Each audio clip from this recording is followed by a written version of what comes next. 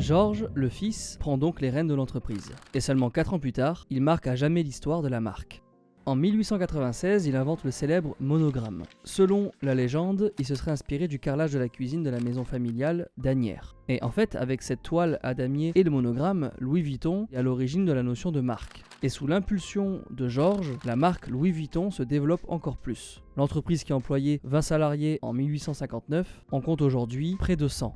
Et une dizaine d'années plus tard, elle en comptera le double. Cette même année, elle devient officiellement fabricant de malles, maroquinerie, orfèvrerie et articles de voyage. C'est le début de la diversification des activités. Louis Vuitton symbolise alors le summum du confort et du luxe pour les voyageurs fortunés. Sac à main, malles pour de somptueuses robes, petits coffres à toilette, sacs créés exprès pour Coco Chanel, tout y passe. Et le groupe Vuitton est au sommet de son art. Les riches voyagent de plus en plus, en train et en bateau, la demande est plus forte que jamais.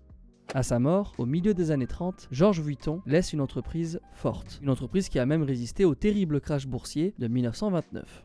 Vous vous en souvenez puisque on était tous nés à ce moment-là.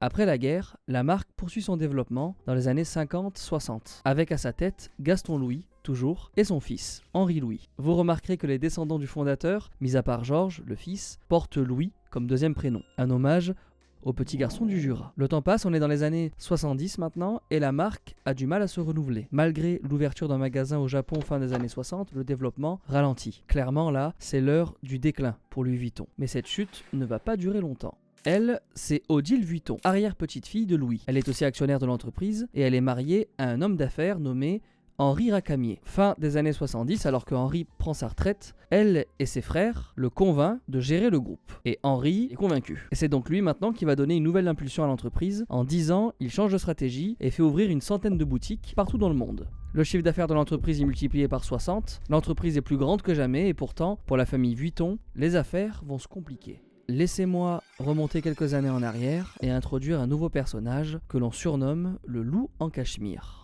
Lui, c'est Bernard Arnault. Il est né en 1949 dans le nord de la France et il reçoit une éducation plutôt bourgeoise. En fait, son père, c'est le patron d'une énorme entreprise de BTP. Il est passionné de piano et de maths et le jeune Bertrand, il fait des études brillantes, passant par un grand lycée parisien, puis par Polytechnique, la plus prestigieuse école d'ingénieurs en France.